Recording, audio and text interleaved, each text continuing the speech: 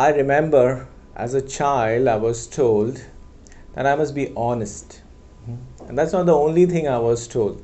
I was also told to not to hurt other people, to be generous, to be kind, to not take what doesn't belong to you. And what I'm sharing, I'm sure, is not something unique to me.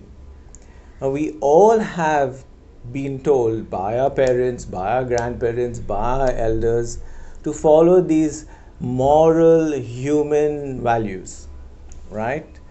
And in fact, I had a subject in school which was called moral science, where we had to give an exam on these values. So as I grew up, I mean, I did try my best to follow these values.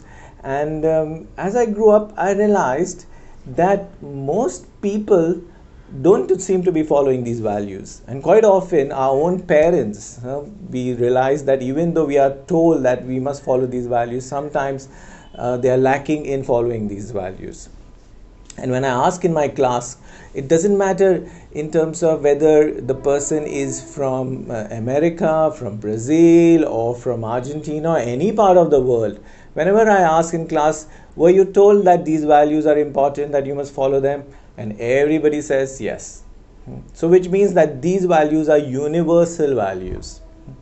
But does it really pay to follow these values? That's my question. Because if you look at the world at large, there seems to be so much of violence, there seems to be so much of consumerism, so much of greed. I remember of this quote from the movie Wall Street, greed is good. So the world at large, if you really pick up the news and read the news of any day, you won't find these values are really being followed. So does it pay to be good? Is it worthwhile to be a good person? And that was a inquiry I had. And before I answer my thoughts on that, let me share about the year 2000. I had left my job in a multi-international consulting firm, and I had gone to Rishikesh to study Vedanta next to the Ganges, and it was a beautiful experience. Name of the ashram was Dayanand Ashram. And I had gone to study Vedanta with Swami Dayanand Saraswati, who's no more. He was one of the best teachers of Vedanta. And during my stay over there, one afternoon, I happened to go to the library. They have a very lovely, serene library with lots of books. And I picked up one small book. And the name of that book was by Swami Dayanand Saraswati, called Value of Values. I've given a link of that book in the description. You can read it if you wish. And that book really opened up my perspective on why these human values are really so important. And the best way for me to explain this is through an analogy of a traffic signal. Just like if you want to travel on the road, and if there has to be order, then we must follow the traffic rules, right? Which is, if you're in India, then you drive on the left. When there's a red light, you stop your car, and then there is order. And when you violate these traffic signals, then you have to pay. There is a penalty for this. Similarly, human values, whether it's values of non-violence, honesty, sharing, not taking what doesn't belong, these are like universal traffic signals, and when you don't follow these signals, then you have to pay a penalty.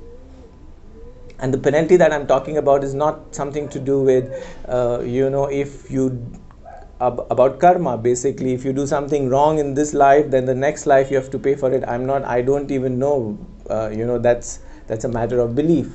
But what I'm talking about is, in the very moment you violate a human value, you penalize yourself. And how do you penalize yourself is essentially your system, which is in a state of harmony, gets disaligned. You get disintegrated. So let's say your system is like this. Suddenly you violate a value and it becomes all jumbled up inside of you. And what happens on account of that is essentially that it affects your day-to-day functioning.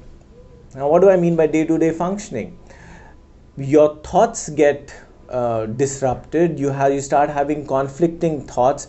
It affects your sleep. In fact, I often ask in my class that if I were to give you an offer of having all the wealth of the richest man in the world, right now he's the Amazon chief, Jeff Bezos, and for all his wealth, in return, I say that you won't get good sleep for the rest of your life.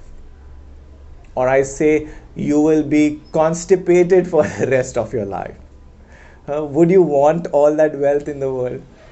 Some people, of course, say, yeah, I don't mind because I'm anyway constipated, so it doesn't matter. But jokes apart, the fact is, our life is worth living when we have good sleep, when we have good bowel movement, when we have a good appetite, when we have positive, harmonious thoughts.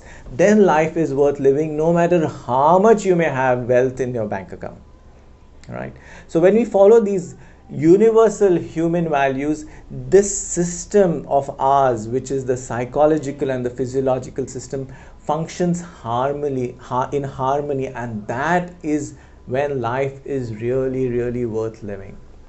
And that is what is a pleasant experience to live. So I'll end with a quote by the famous self-help author Stephen Covey, and who says, "Peace of mind comes when your life is lived according to values, and there is no other way." Namaste.